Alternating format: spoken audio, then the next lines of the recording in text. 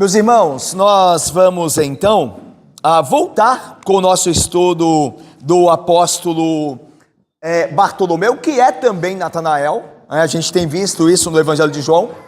Começamos a ver isso, Valcácer, na quinta-feira passada. Começamos a estudar este apóstolo na quinta-feira passada, e agora nós voltamos então à continuação da parte desse estudo e a parte final dele, ok? Então, vou passar aqui rapidamente o que nós já vimos na quinta-feira passada, certo? Irmãos, o texto que nós vamos voltar a esse texto com mais calma, tá? Vamos ver mais desse texto, do capítulo 1 de João. Mas ali você vê Natanael falando algo poderoso sobre Jesus Cristo. Ele diz a Jesus Cristo: Mestre, tu és o Filho de Deus, tu és o Rei de Israel. Nós vamos ver lá no final do nosso estudo, na importância desses dois títulos que Natanael deu a Jesus. É o Filho de Deus e o Rei de Israel. Vamos lá, nós já vimos Pedro, já vimos André, já vimos Tiago e vimos João, que é o primeiro dos 3 grupos de 4. Esses aqui é o grupo dos mais importantes, ou pelo menos mais famosos apóstolos, né? Esse primeiro grupo. Começamos então o segundo grupo vendo Filipe, que provavelmente era o líder desse segundo grupo. E agora estamos vendo Bartolomeu, também chamado, como nós vimos, de Natanael, certo? Olha aí. O nome, então, Natanael, um nome bonito, né? Significa Deus deu. Legal, né? Para colocar num filho, né? Natanael, ou seja, Deus deu. E é Deus que dá filhos, né? E o nome, né? O sobrenome dele é chamado Bartolomeu, que é a mesma coisa que filho de Tomeu ou de Tomei. Bar, né, como vocês já têm visto, né, a preposição bar no hebraico é filho, bar. E aí Tomei, filho de Tomei. Então Bartomeu, filho de Tomeu. Então ele era chamado Natanael, filho de Tomeu. Eu até falei na reunião passada que isso é mais ou menos como o nosso Júnior aqui, né? Eu acho que de Júnior aqui a gente tem o Gessé. O nosso diácono Gessé, ele é Júnior, tem o mesmo nome do pai. Então seria mais ou menos, diácono Gessé, o que o teu nome é hoje, é o Gessé que tem o nome do pai. Seria o Natanael, filho de Tomei, né? Então Bartolomeu, certo? Então ele é, olha só, ele é o companheiro, né? Foi o companheiro mais chegado do apóstolo Filipe, que nós já vimos. E ele aparece nas 4 listas dos 12 como Bartolomeu. Nas listas apostólicas, Natanael aparece sempre como Bartolomeu. Só em João, no Evangelho de João, ele é sempre chamado de Natanael. Então em João, Bartolomeu é Natanael. Nos outros sinóticos e em Atos, na lista apostólica, ele aparece como Bartolomeu, tá? Então tem essa diferença aí, mas é o mesmo personagem, o mesmo apóstolo. A gente sabe que Natanael é Bartolomeu porque quando João fala dos apóstolos, ele não fala de nenhum Bartolomeu, ele fala de todos os outros, menos de um Bartolomeu. E ele fala de um Natanael. Então os teólogos chegaram à conclusão de que esse Natanael é o Bartolomeu dos sinóticos, que aí completaria direitinho a lista as menções que João faz dos apóstolos, né? Certo? Então vamos lá, ele foi chamado para ser apóstolo, a gente vai ver com mais calma hoje, né, o capítulo 1 de João, onde ele é chamado para ser discípulo e posteriormente ele seria chamado para ser apóstolo. E ele era de Caná da Galileia, isso está lá em João 21:2, tá? Natanael era de Caná da Galileia, a maioria dos apóstolos, né, eram da Galileia, viviam ali na Galileia, e ele era possivelmente um pescador, porque o grupo que aparece lá em João 21, versículo 2, todos eles vão pescar com Pedro. E Natanael é um deles que está lá. Então a gente pode imaginar que Natanael também fosse um pescador. Legal? Vamos lá, a gente já viu isso aqui. A importância da amizade, né, de uma boa amizade, de uma amizade cristã. Porque você vê André chamando Pedro. Você vê os irmãos Tiago e João seguindo Jesus. E agora você vê Filipe, que era amigo de Natanael, chamando Natanael para ir conhecer o Cristo, para ir ver o Cristo. Então a importância de amizades cristãs. E eu falei aqui na quinta-feira passada que crentes têm amigos cristãos. certo? Crentes têm amigos cristãos. Estava falando ontem, né, conversando com dois rapazes ontem, dois irmãos, e falando com eles, né, que, olha, a nossa vida, como crente, né, a nossa vida já é difícil com boas companhias. Então veja, você está na igreja, você é cercado de gente crente, você está na sua família, cercado de gente crente também, e mesmo assim você já tem muita luta. Então imagina você colocar ao seu lado pessoas que não são crentes, para lhe incentivar daquilo que é mal. Então imagina. Então cerque-se de santos, cerque-se de crentes. Não há comunhão, não pode haver comunhão do crente com o incrédulo. Aí o pastor fala, né? A pessoa fala, mas aí como é que eu vou evangelizar? Se eu não tiver um achego, uma proximidade com o não crente. Irmãos, ter uma proximidade com não crentes não é ter comunhão com eles. Você pode e deve ser simpático com não crentes, prestativo até onde Deus permite com os não crentes. Você tem que estar sempre disposto a ajudar e fazer o bem para os não crentes. Mas comunhão, coisas em comum, você tem com santos. Você não pode ter com não crentes, certo? Então quando você começa a conversar com alguém que não é crente, tentando levá-lo a Cristo, você é uma tensão, né? Lembre-se sempre disso. É uma tensão. Você está ali e você quer ser um instrumento de Deus para conversar com a pessoa, e você está tentando. Se você perceber que aquela pessoa que não é crente está se chegando a você, está concordando, está querendo saber mais, já pensa em ir à igreja com você, aí é um sinal de que Deus dá de, olha, vai mais porque a pessoa está se abrindo. Então você vai aos poucos, com cuidado. Por que com cuidado? Porque aquela pessoa é uma ímpia ainda, e ela pode te influenciar. Então você vai com cuidado, mas se ela está abrindo para você, você vai mais. Agora, se você vê que está tentando evangelizar alguém e a pessoa se fecha, a pessoa zomba, a pessoa continua em maus caminhos, começa a te convidar para ir também, então você se separa, porque você corre o risco de ser influenciado. Então pedir a Deus a sabedoria para essas coisas, mas lembre-se, comunhão com os santos, certo? E ser simpático e prestativo, até onde Deus permita ser, aos não crentes, mas comunhão é com os santos, tá? Então você vê a bênção da comunhão cristã, né? Olha aí o que você tem de Provérbios: o justo, o crente, serve de guia para o seu companheiro, mas o caminho dos ímpios, do perverso, faz errar, faz o companheiro errar. Então se você não quer errar, cerque-se de santos, tá? O chamado de Natanael é logo depois do chamado de Filipe. E parece então que Filipe, né, levou a Natanael a Jesus, como de fato é o que está em João capítulo 1. E nesse texto de João capítulo 1, a gente aprende muita coisa sobre a personalidade de Natanael. Aí eu vou passar rápido aqui, tá? Porque isso a gente já viu quinta-feira passada. Natanael era alguém que tinha amor pelas Escrituras. Como é que a gente sabe disso? Através da maneira que Filipe anuncia Jesus para Natanael. Filipe vai dizer assim: encontramos aquele de quem a lei e os profetas falaram. Então veja, esta maneira só pode entender quem conhece a Escritura, certo?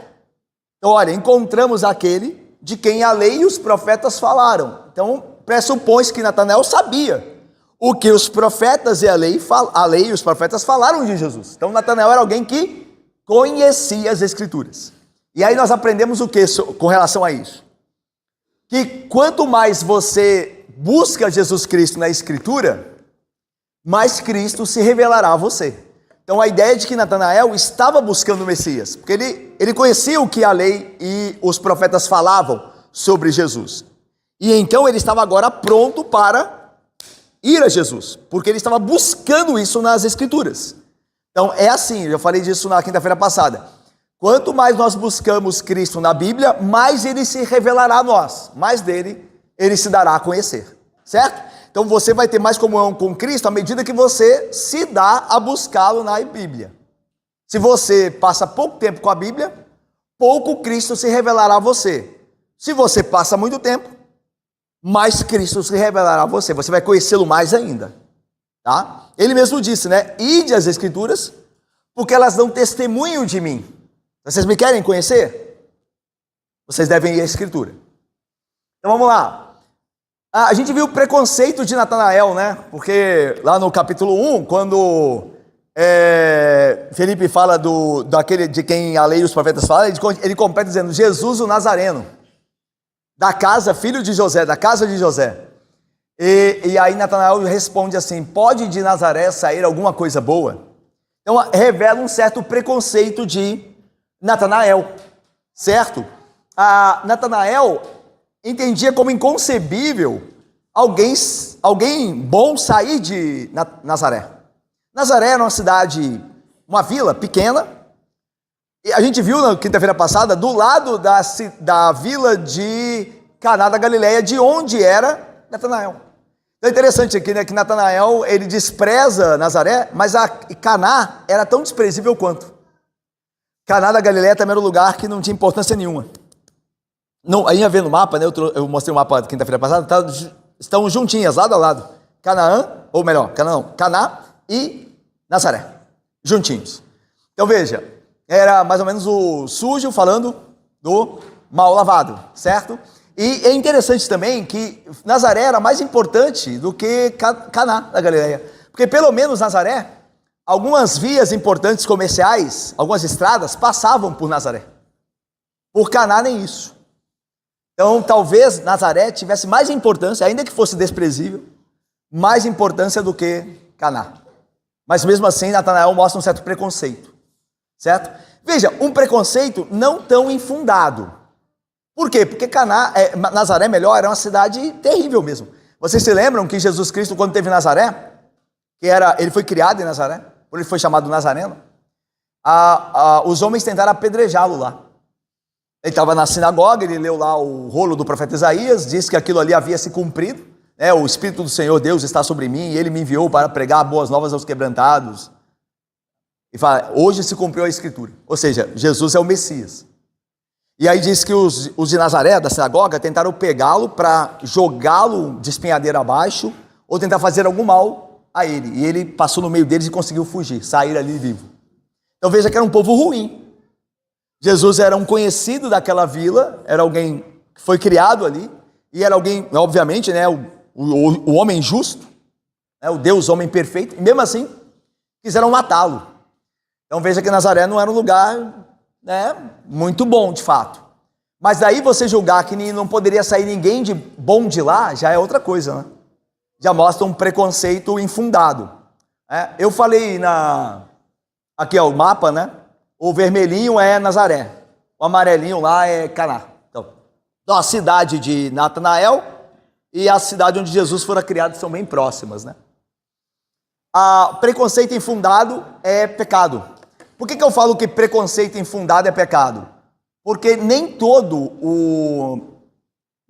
preconceito ele é errado. Eu vou dar um exemplo. É porque a gente fala de preconceito, parece errado, né? Só tem preconceito, parece errado. E não é, nem sempre. Vamos supor que você está indo para o Rio de Janeiro, ou vindo aqui para Niterói, para esse lado. E aqui tem certas regiões perigosas, certo? Todo mundo sabe disso. Mas você nunca esteve aqui. Então você não sabe quais regiões perigosas, de fato, são as que tem aqui. Mas você já ouviu. Não passa por tal lugar. Se você passar por tal lugar, você vai de manhã ou de tarde, não vai muito à noite lá. E você cria um preconceito. Você nunca esteve, mas pelo que você ouve, vê no jornal e tudo mais, eu acho que esse lugar é perigoso, que eu vejo várias matérias falando que é ali, e você evita aquele lugar, ou passa ali com cuidado. Veja, todo mundo faz isso, e é errado? Não, não é. Falei na quinta-feira passada aqui, né? Você está está a pé aqui em Caraí, digamos assim, e está à noite, e você chega em casa, e você está abrindo o seu portão de casa. Aí está vindo um grupo de rapazes, e está meio escuro e você não consegue ver direito. E já é tarde da noite, é 11h30, quase meia-noite. Você se atrasou para chegar, queria chegar em casa mais cedo, mas houve um problema, você está chegando naquela hora. Mas você já tem medo dessas horas, né? Por aí. E aí, veja a pergunta, faria diferença se você soubesse que aquele grupo de rapazes está vindo de uma reunião na igreja? Ou está vindo de um baile de música funk, por exemplo? Na sua mente faria diferença? Na minha faria. Eu ficaria mais seguro saber que eles estão vindo à igreja. Então veja, são preconceitos que acontecem. E você não está julgando. Porque é mais propício serem homens maus os que vêm de bailes de ímpios do que de dentro de uma igreja. Pode ser que dentro da igreja, obviamente, a gente sabe, existe gente ruim, mas a probabilidade é maior. Então sejamos justos. Pensemos isso, porque nós fazemos isso. Então veja, nem todo preconceito é errado. É bom tê-lo. Agora, preconceito infundado é pecado. Por exemplo, eu tenho uma região que é perigosa. Todo mundo de lá não presta. Esse é um preconceito que é pecado. O preconceito, eu falei na quinta-feira, né? O preconceito que julga alguém pela cor da pele. É errado, esse preconceito. O preconceito que julga alguém porque é pobre ou porque é rico. Tem pessoas pobres que acham que todo rico é mesquinho. Isso não é verdade. E tem pessoas ricas que acham que todo pobre é desprezível. Isso também não é verdade. Então, esse é um preconceito pecaminoso. É um preconceito infundado. Então, veja, o ponto é, Nazaré era uma cidade? Era. Não era uma cidade boa. Quiseram matar Jesus lá. Mas isso quer dizer que todo mundo de Nazaré não presta? Não quer dizer. Tanto que Jesus era de Nazaré. Deu para entender então? Isso aqui é muito importante hoje, né? Quando se fala de preconceito e tudo mais, tem que ter muita clareza e muito cuidado nisso. Mas Natanael tinha um certo preconceito. Ele achava que Nazaré, ninguém prestava de lá. Ele disse, pode sair alguma coisa boa de Nazaré. E é interessante que, irmãos, Natanael, e eu estou passando rápido aqui, porque a gente já viu isso quinta-feira passada, Natanael era um crente, né? Ele vai ouvir de Jesus o que poucos homens, e da maneira que Jesus falou, só Natanael ouviu, né? Jesus vai falar dele, dizendo, né? Fala para ele e dele, dizendo assim, tu és um verdadeiro israelita. É como se falasse para você, Jesus falasse para você, você é um verdadeiro crente. Natanael ouviu isso, e mesmo assim ele tinha um certo preconceito que era errado. O que isso mostra? Irmãos, isso mostra que o mais santo entre nós ainda é um pecador. E a gente tem problema com isso, né? Porque quando a gente vê isso na Bíblia, fala, mas fulano fez isso, mas ué, você também é crente, eu também sou, você não faz, às vezes, coisa errada? Que não devia fazer? Então, e nem por isso você deixa de ser crente. Não quer dizer que você vai continuar fazendo coisa de errado. Arrependa-se, por favor. Mas o ponto é que nós crentes falhamos. O melhor dentre nós, o mais santo dentre nós, ainda é um pecador. Eu estava lendo, comecei a fazer minhas devocionais em Gálatas. Estava comentando com a Daiane hoje. Estava lendo lá, magnífico. Estava lendo lá, eu espero não perder tempo aqui com isso, mas olhem por mim, porque a vontade é perder. Lembram-se de quando Paulo fala que teve que resistir a Pedro? Quando Pedro foi visitar Antioquia e passou uns dias lá e ele comia com os gentios. E aí quando chegaram alguns judaizantes, dizendo-se que eram de Tiago, e não eram, né? Mas diziam que eram de Tiago para ganhar um certo destaque e importância, Pedro, vendo eles chegando a Antioquia, afastou-se dos gentios. E Paulo percebeu isso. Esse texto é maravilhoso, estava vendo esse texto maravilhoso. Porque a ideia ali é que Paulo, ele começou a observar o comportamento de Pedro. Imagina a cena. Pedro está alguns dias ali comendo com gentios. Todo dia ele senta na mesa com gentios. Entendendo que Deus deu fim nessa inimizade entre judeus e gentios, que o gentio é tão crente pela fé em Cristo como o judeu, convertido a Cristo. E Pedro comendo junto. Imagine o prato de Pedro. Eu imagino que Paulo olhou o prato de Pedro. Tinha lá carne de porco, tinha lagosta, fora lá da dieta, a coxé lá do judeu, porque não comia isso. Mas Pedro entendeu que, lembra do Atos 10? Mata e come, lembra? Pedro entendeu que não tinha mais problema. Mas quando chegam os judaizantes, Paulo começou a notar talvez o prato de Pedro. E essas coisas começaram a sumir do prato dele o primeiro dia, com os judaizantes, o segundo dia, e Pedro não sentava mais junto com os gentios. Aí Paulo ficou olhando aquilo, tem alguma coisa de errado aí. Aí diz o texto que Paulo levantou-se publicamente Tá, imagina a cena. Está todo mundo almoçando lá, e Paulo se levanta e confronta Pedro e repreende Pedro na frente de todo mundo. Vocês já pensaram em quem era Pedro? E quem era Paulo? Mas não pensem em Paulo como você pensa em Paulo e eu também agora. Paulo não era ainda quem ele é para nós. Paulo ainda não tinha feito as viagens dele. Paulo era um desconhecido. Nós chamaríamos o Paulo de um Zé Ninguém. É um Zé Ninguém.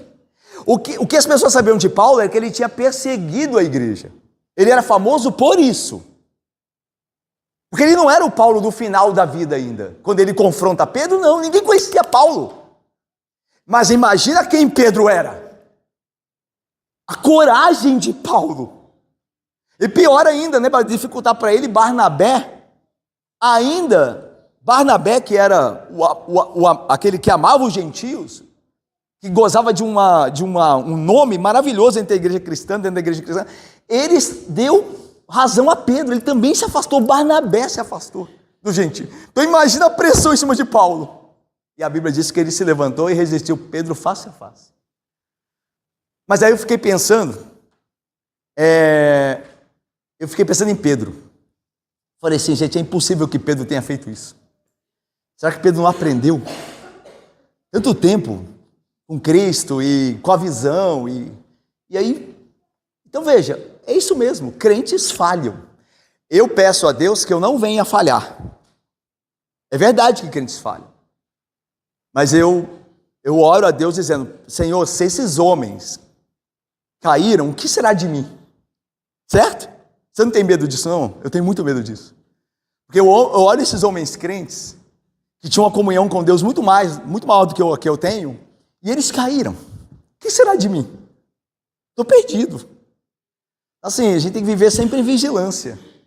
E se esses homens tropeçaram, se você não vigiar, o que será de você? O que será de mim? Então veja, o fato de Natanael ter o preconceito, isso não diz que ele não era um crente. Pedro também falhou lá. E Jesus o chamou para pastorear a ovelha deles. Ele amava Jesus. Então esse aqui é um ponto importante. Agora veja, vou entrar aqui em assunto novo, a sinceridade do coração de Natanael, que esse assunto é muito bonito. O aspecto mais importante do caráter de Natanael é expresso pelos lábios de Jesus. Vamos lá? 1 João 1,47, olha aí. Quando Natanael é trazido por Filipe até Jesus, chega, olha o que Jesus diz de Natanael. Alguém leia para mim aí, por favor, João 1, versículo 47.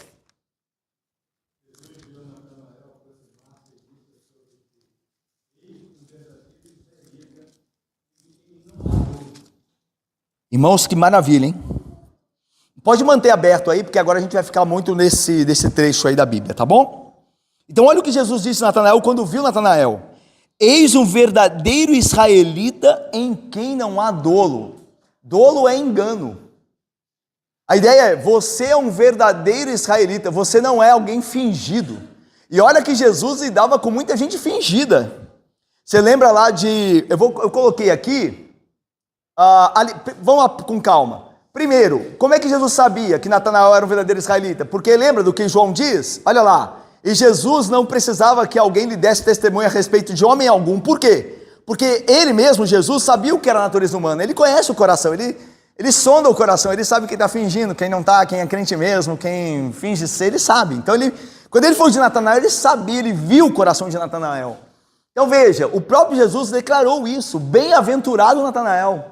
Feliz Natanael, porque é um verdadeiro israelita. Irmãos, eis que como ele, Natanael, serão os que naquele dia ouvirem da boca do Senhor Jesus Cristo. Muito bem, servo bom e fiel.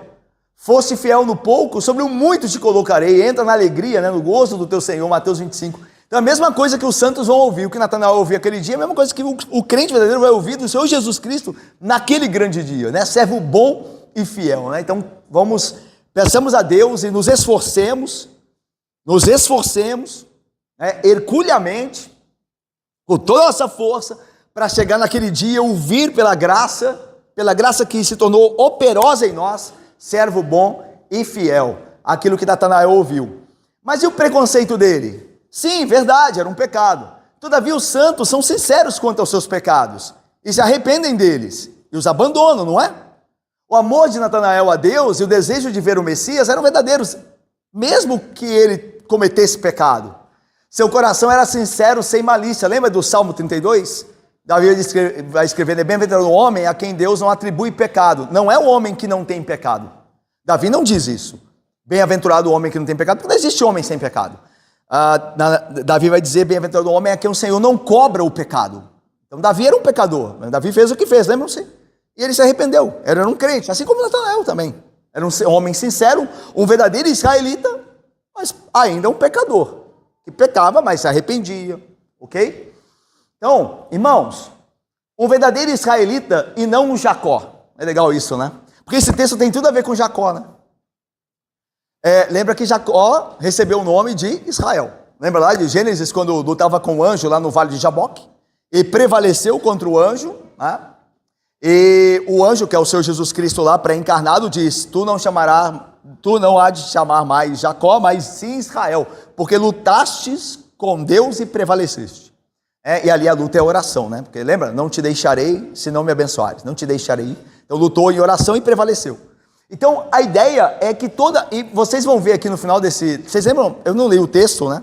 Mas de João 1, mas vocês se lembram que em João 1, aqui nessa conversa de Jesus com Natanael vai dizer assim, Jesus vai dizer: verdadeiro israelita em quem não há dolo. Aí Natanael vai dizer assim: de onde você me conhece? Aí Jesus diz: antes de Filipe te chamar, eu te vi debaixo da figueira. Aí Natanael responde: mestre, tu és o Filho de Deus, o Rei de Israel. Aí Jesus vai responder: porque eu disse que te vi, você creu? Coisas maiores do que estas você verá. Em verdade te digo que vereis os céus abertos, e o Filho do Homem, e os anjos de Deus, subindo e descendo sobre ele. Essa referência de Jesus aos céus abertos, o Filho do Homem, e os anjos descendo e subindo sobre ele, é uma referência que te lembra a história de Jacó. Porque Jacó, quando fugia da casa de seu pai, porque seu irmão queria matá-lo, ele dormiu em certo lugar deserto, e ele teve uma visão onde o céu se abriu e havia uma escada, e os anjos de Deus subindo e descendo sobre a escada. Então veja, e Jesus fala com Natanael agora: tu és um verdadeiro israelita. E Israel é um nome novo de Jacó. E tem uma história que Jesus cita que tem a ver com Jacó. Então Jacó é importante para a história. Ele está falando de Israel, depois fala da escada, do céu, que Jacó sonhou.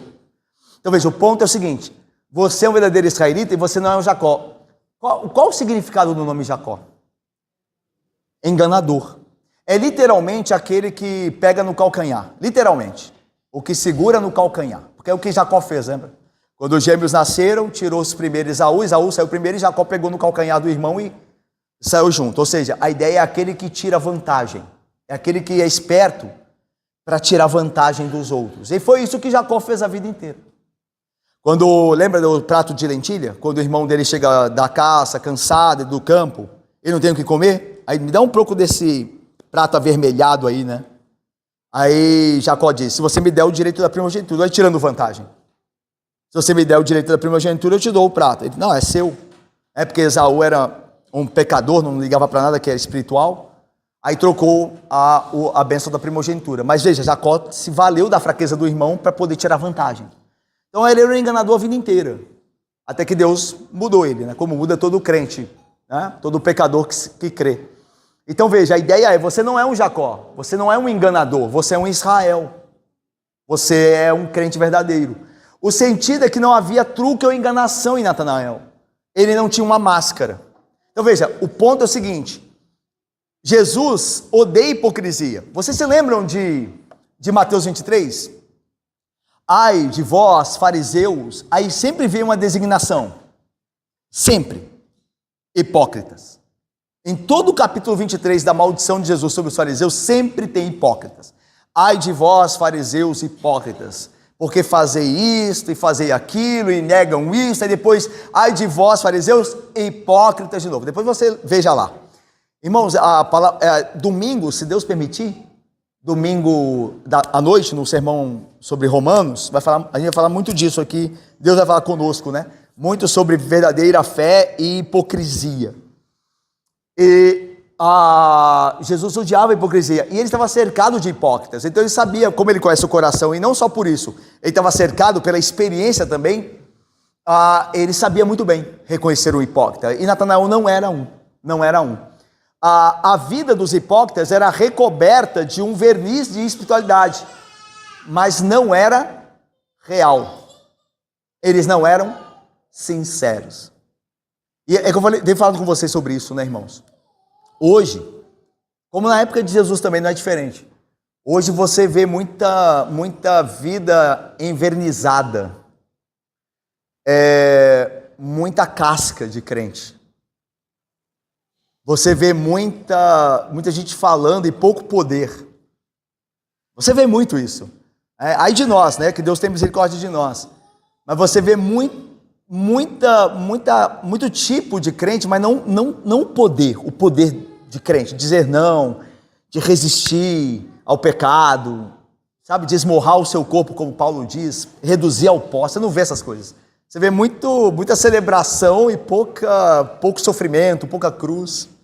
Então hoje a gente vive num contexto assim. Muita máscara de crente, mas pouca realidade, né? E Natanael não é diferente, ele vivia também num contexto assim, porque Jesus muitas vezes foi cercado ali de hipócritas, e Jesus diz, você é um verdadeiro israelita. Então veja, um ponto que é importante aqui é saber que no meio de hipocrisia religiosa, você pode, pelo poder de Deus, ser crente verdadeiro. Deus ainda opera e transforma pecadores em crentes verdadeiros, mesmo num contexto cheio de hipocrisia. Então ainda há crentes verdadeiros, ainda que poucos, mas existem, pelo poder de Deus, como Natanael, no contexto dele. Em Romanos 9, 6, 7, o apóstolo diz assim, nem todos os de Israel, pode ler aqui, por exemplo, nem todos da igreja, né, visível, da igreja, nem todos da igreja são de fato crentes verdadeiros, nem por serem descendentes de Abraão, né, ou seja, de família de crente, pai, pastor, ou diácono, ou presbítero, são todos filhos de Deus. Em Romanos 2, e Paulo escreve, é o texto nosso de domingo, ele escreve, porque não é judeu, não é crente mesmo, quem é o apenas exteriormente, nem é circunciso, ou realmente verdadeiramente batizado, o que é somente na carne externa. Porém, judeu verdadeiro é aquele que é interiormente. E o batismo real é aquele que é do coração, que muda o coração, que purifica o coração. No Espírito, no poder do Espírito, não segundo a letra, aparência, o que é externo. E cujo louvor não procede dos homens, mas de Deus. A gente já vê isso, não vou gastar tempo, porque se Deus quiser a gente já vê isso domingo que vem. Agora, próximo. Sobre essa questão de a verdadeira piedade não é aquela que procura o louvor do homem, mas está preocupado com o que Deus acha dela. Por isso que é do coração, né? É legal isso, né? A verdadeira religiosidade é do coração, porque ela não se importa em aparecer. Por que não se importa em aparecer? Porque ela não liga muito porque o homem diz. Porque os homens gostam muito de aparência. Nós julgamos muito pela aparência. Nós julgamos muito pela aparência.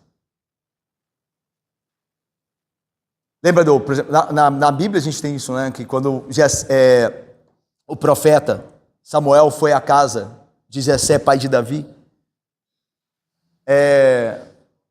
olha, um dos seus filhos será o rei de Israel. Aí ele foi trazendo aqueles que ele mais via ali ser o padrão de um rei, e não era nenhum deles. E então falou, você não tem mais nenhum filho? Eu tenho um, mas chama ele porque nós não vamos comer até que ele venha. Aí chamou Davi. E aí esse aqui é o ungido. Quando Israel foi escolher um rei, quem escolheram? Saul. Por quê? Pela aparência dele. A aparência de Saul. E era um homem terrível. Então, não nos enganemos, todos nós temos a inclinação de julgar a aparência. Julgar a aparência. Mas Deus vê o coração. O louvor que importa é o de Deus. É por isso que o crente verdadeiro não está preocupado em aparecer. Porque ele sabe que o juízo do homem é vão. Os homens se impressionam com qualquer coisa. Então isso não prova nada. Mas o louvor verdadeiro vem de Deus. De Deus que é o louvor verdadeiro. E se Deus vê o coração, para que eu vou querer parecer? Se o que importa é o coração. Então veja, como ser um verdadeiro israelita? Jesus responde, se vocês permanecerem na minha palavra, sois verdadeiramente aletheus, de aletheia, de verdade, meus discípulos.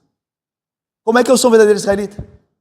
Se você permanece na minha palavra. Se você me obedece, você é um verdadeiro israelita. Estava vendo, acho que não sei se foi o R.C. Sproul, estava na conferência, né, reformada, aí alguém mandou uma pergunta para ele, naqueles papelzinhos, né, que vão ler e tal. Aí, como ser um reformado? Eu queria saber como ser um reformado. Aí ele disse, eu vou lhe explicar.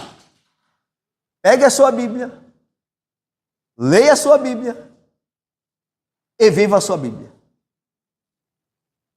É só isso. Como é que eu sou um reformado? Pegue a sua Bíblia, leia a sua Bíblia e viva pelo poder de Deus o que está escrito ali. Tem segredo. Você quer ser um verdadeiro israelita? Faça o que Deus te ordena. Certo? A fé de Natanael era desejosa.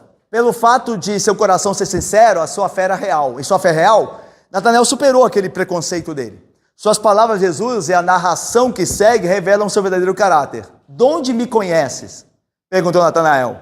Ele queria saber realmente quem Jesus é. É muito legal Natanael é tão sincero que ele, às vezes sincero demais, né? Essa pergunta que ele faz a Jesus, de onde você me conhece? Alguns teólogos, e eu sou inclinado a achar assim, alguns teólogos julgam essa pergunta de Natanael em que contexto? É o seguinte, apareciam muitos pretendentes a Cristo e Messias. Vira e mexe aparecia alguém dizendo que era o Messias.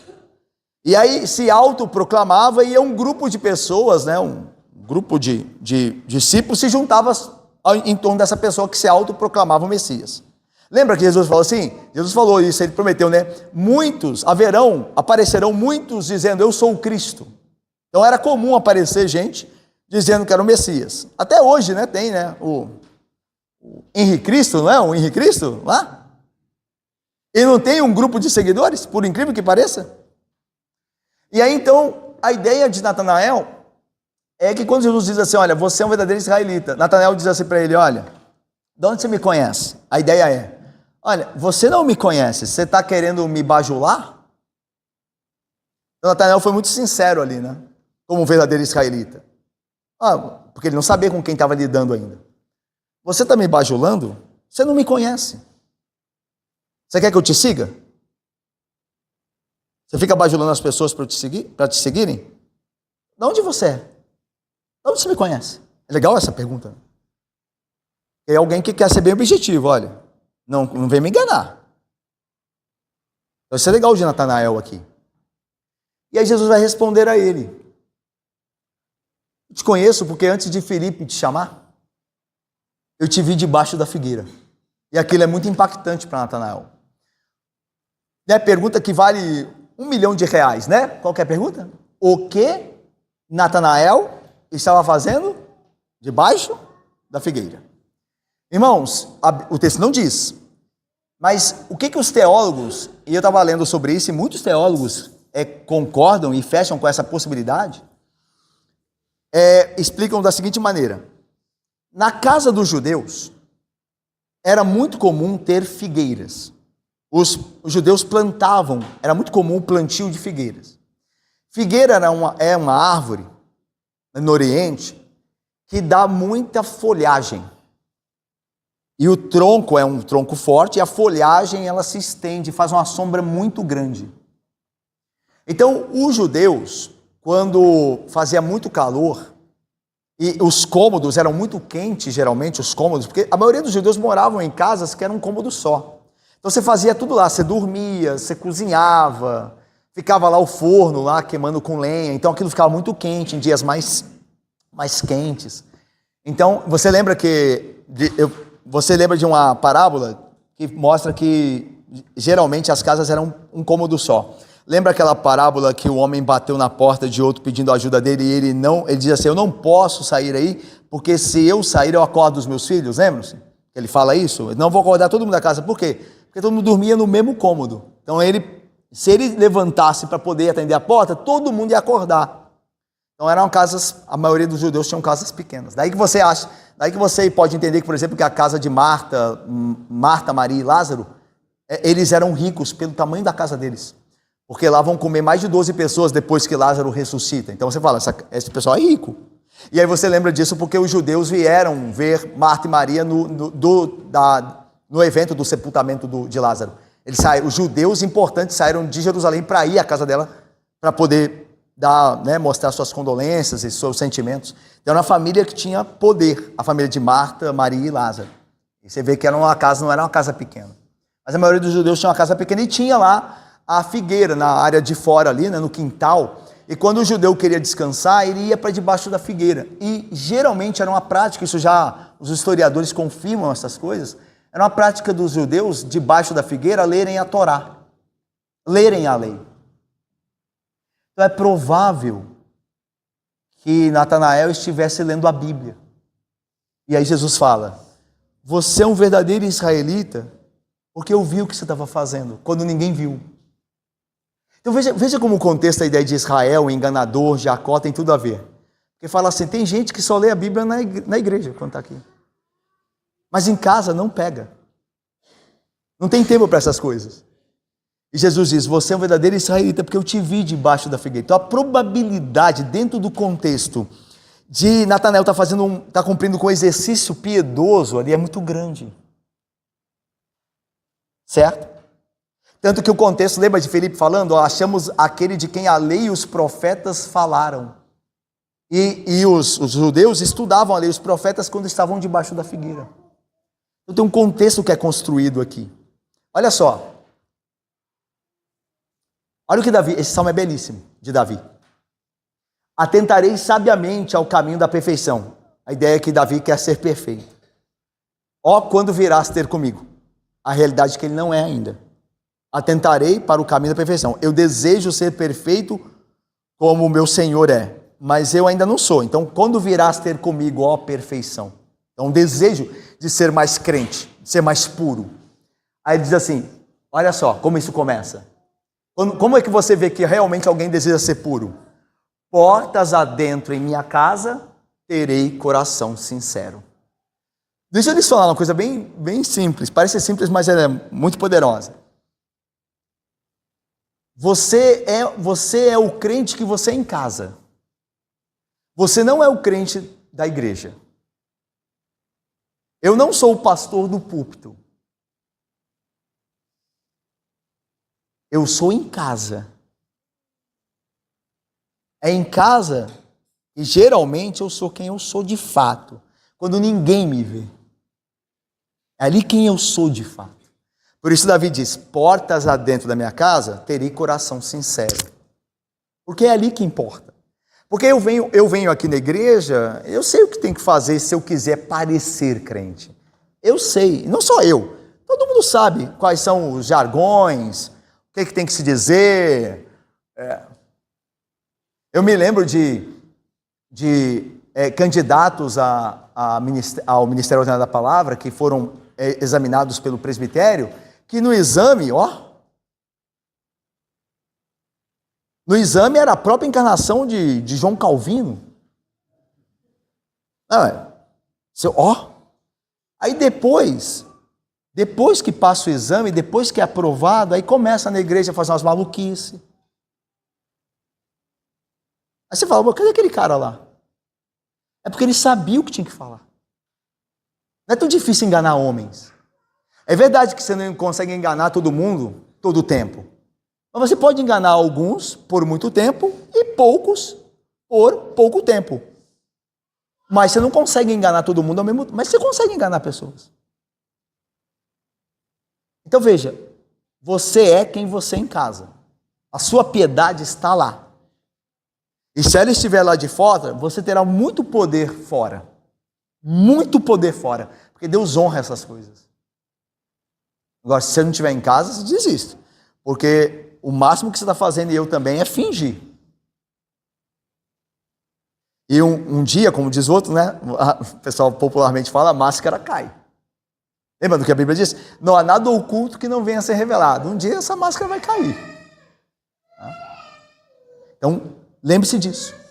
É em casa que nós somos, de fato, quem realmente somos. Quando eu falo em casa, é quando ninguém te vê. Natanael buscava de coração sincero encontrar o Messias. O Messias se deixou então encontrar por ele. Certo? Olha lá. Então exclamou Natanael: tu és o Filho de Deus, tu és o Rei de Israel. Irmãos, essas duas designações que Natanael faz com relação a Jesus Cristo, ou dá a ele, são poderosíssimas, né? Uma está no Salmo 2, quando Deus fala do seu Messias, do seu Filho: tu és meu filho, eu hoje te gerei. Natanael chamar Jesus de o Filho de Deus é falar da divindade de Cristo. E Rei de Israel é falar da sua messianidade, que está lá em Miqueias 5:2. Será o Messias Rei de Israel. Então, Natanael, você vê que Natanael conhece a Bíblia, né? Ele conhece os títulos. Lembra daquele primeiro ponto, um dos primeiros pontos do nosso estudo? Natanael amava as Escrituras. Então veja, Natanael conhece a Bíblia, tanto que ele dá os títulos de Jesus certinho, né? Ele fala Filho de Deus, baseado em Salmo, no Salmo 2, porque reconheceu o Messias, e Rei de Israel. Ele conhecia o Antigo Testamento, né? Isso é bendito também, né? Mas vamos lá, caminhando para o fim. Filipe teria a sua fé sincera e desejosa fortalecida da maneira mais gloriosa possível. Vamos terminar então com esse texto aí, vamos lá? Vamos voltar aqui os olhos para a Bíblia. João 1 agora, versículos 50 a 51. Então, Natanael diz: tu és o Filho de Deus e o Rei de Israel. E aí veja o que Jesus diz a ele. Ao que lhe respondeu Jesus, versículo 50. Alguém lê para mim, por favor, 50 e 51, por favor.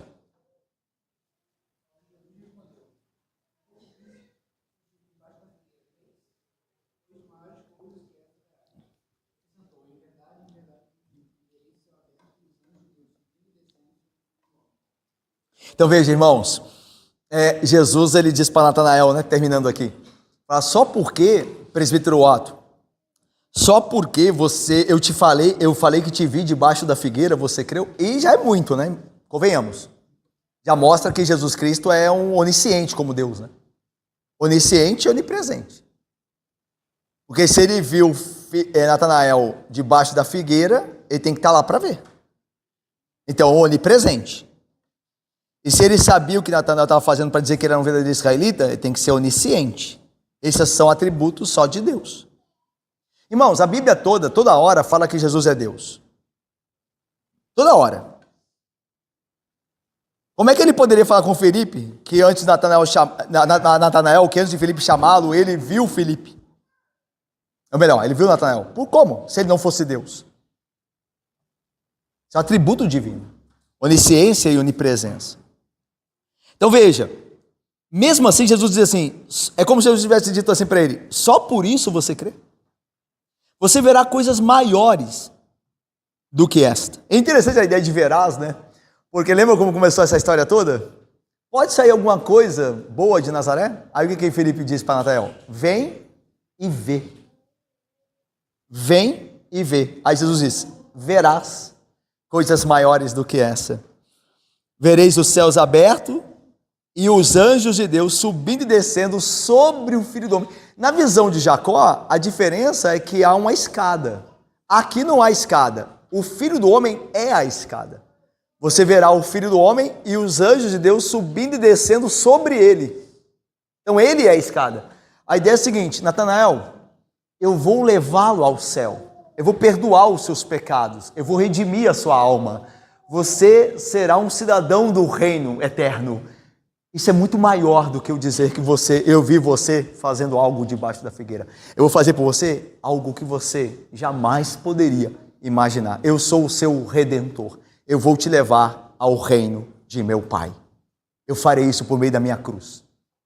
Daí que Jesus em João, né? João vai chamar a cruz a hora da glória, né? A hora que Jesus é glorificado. Jesus está falando disso, né? Eu vou fazer algo muito maior do que isso. É interessante, né, irmãos, que as pessoas procuram muito milagres, né? Esse negócio aqui no caso não é adivinhação, né? É onisciência mesmo. Mas as pessoas buscam igreja de adivinhação, não é? Vai para aquelas igrejas, aí o suposto pastor diz, você está passando por isso. A pessoa, você está passando por aquilo. Como é que sabe? Deus me revelou isso. As pessoas ficam, né? Quando o mais importante, quando aquilo que é superior, que é a transformação de um pecador em um cidadão do reino, quando é tirar a pessoa do inferno e levá-la à glória de Deus por meio da cruz de Cristo, eles não ligam. Não se importam com isso.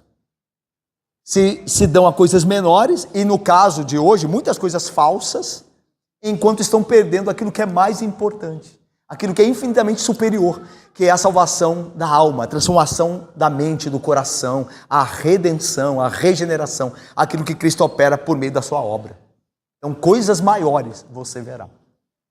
Então, eu vou te ligar a Deus de novo. Você é um pecador e eu vou fazer com que você seja filho de Deus, por meio da minha morte, que te dará acesso, que é, né, a escada, te dará acesso a Deus novamente. Então, irmãos, ainda que nós fiquemos doentes e não haja cura para a nossa doença, ainda que nós não tenhamos muito dinheiro, nada disso importa. O que importa é que Cristo nos redimiu, nos salvou, nos mudou, nos transformou, está nos santificando, está nos levando a salvos para o seu reino. Isso é o que mais importa. Isso é o que mais importa. Isso deveria ser motivo de alegria nossa constante. Constante. Aconteça o que acontecer, né, ao nosso redor, essa certeza de que Cristo é o caminho, né, o mediador, é a ponte, é a escada para a glória, e Ele me amou e me salvou e morreu por mim, e não importa o que aconteça, eu estarei no reino de Deus pelo amor de Cristo, né, por mim. Isso é o que mais importa, o que mais importa. Isso é muito maior do que tudo que nós podemos julgar, né? Por isso Jesus diz, eu vou fazer algo muito maior, você verá coisas maiores do que esta, né? Então isso que realmente importa. Eu não preciso, falo para vocês, irmãos, né? Eu creio que vocês também pensam assim, eu posso passar a vida toda sem ver milagre algum. Certamente, até hoje eu já passei. E eu já estou, como fala? Começando a descer a montanha, né? Eu já passei. Então, o que eu quero é estar no reino de Deus. Estar lá. Pela graça de Cristo. Apesar de ser quem eu sou. Estar lá. É o que eu mais desejo. E eu creio que é o que você também mais deseja. Então, apegue-se a isso, que é o que mais importa. É superior. Ok? A partida de Natanael, como é que foi então? A Bíblia não fala da morte de Natanael, né? Mas registros da igreja primitiva sugerem que ele ministrou na Pérsia e na Índia e levou o evangelho até a Armênia. Não há nenhum registro confiável de como ele morreu.